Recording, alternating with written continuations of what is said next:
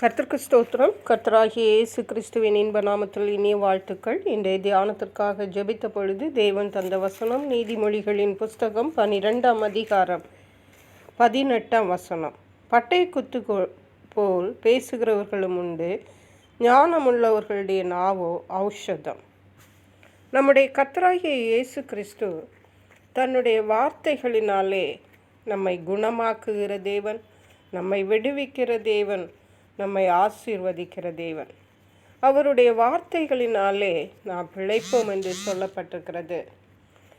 இந்த வசனம் சொல்லுகிறது, ஞானம் உள்ளவர்களுடைய நாவோ ஔஷதம். நாம் பல்வேறு பேச்சுக்களை பேசுகிறோம், ஆனால் ஒவ்வொரு பேச்சுக்கும் ஒவ்வொரு அர்த்தமும் அதற்கு ஒவ்வொரு பலன்களும் உண்டு என்பதை நாம் தெரிந்து கொள்ள வேண்டும். ஞானம் உள்ளவர்கள் பேசினால் அது ஒரு ஔஷதம், அது ஒரு மருந்தாக காணப்படும், பிரயோஜனமாக கேட்கிறவர்களுக்கு பிரயோஜனமாக காணப்படும்.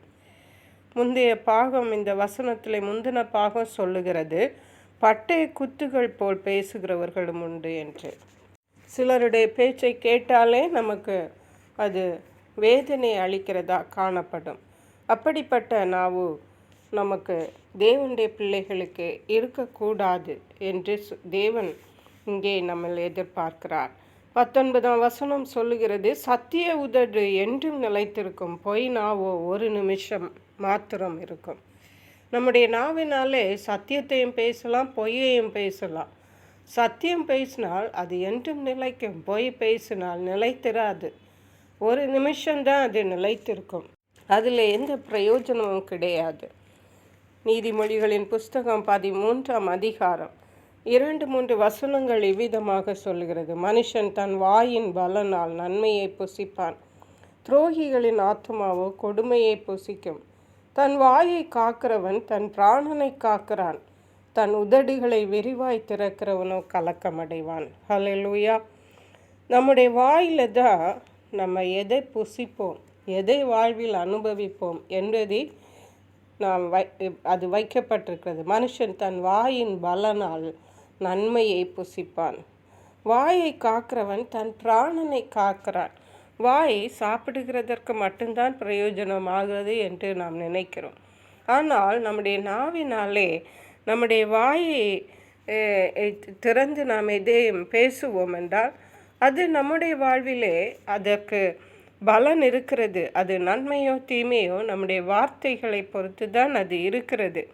ஆகவே நாம் வாயை காக்க வேண்டியது அவசியமாய் காணப்படுகிறது. தன் வாயை காக்கிறவன் தன் பிராணனையே காக்கிறான். ஹல்லேலூயா. தன் உதடுகளை விரிவாய் திறக்கிறவனோ கலக்கமடைவான் என்று சொல்லப்பட்டிருக்கிறது.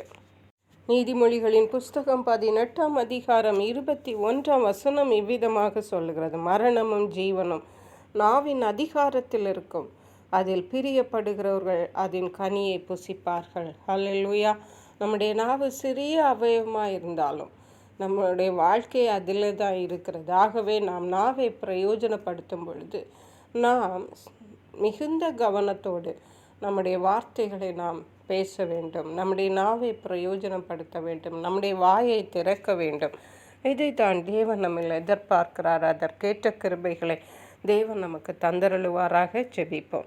எங்களை கிருபையை நேசித்து பாதுகாத்து வழி நடத்துகிற எங்கள் அன்பின் தகப்பனே, ஆசீர்வதிக்கப்பட்ட இந்த நல்ல நாளுக்காக நன்றி. இந்த நாளிலும் எங்கள் வாயினாலே நாங்கள் மரணமும் ஜீவனும் எங்களுடைய வாழ்விலை வரும் என்று சொல்லப்பட்டிருக்கிறதப்பா.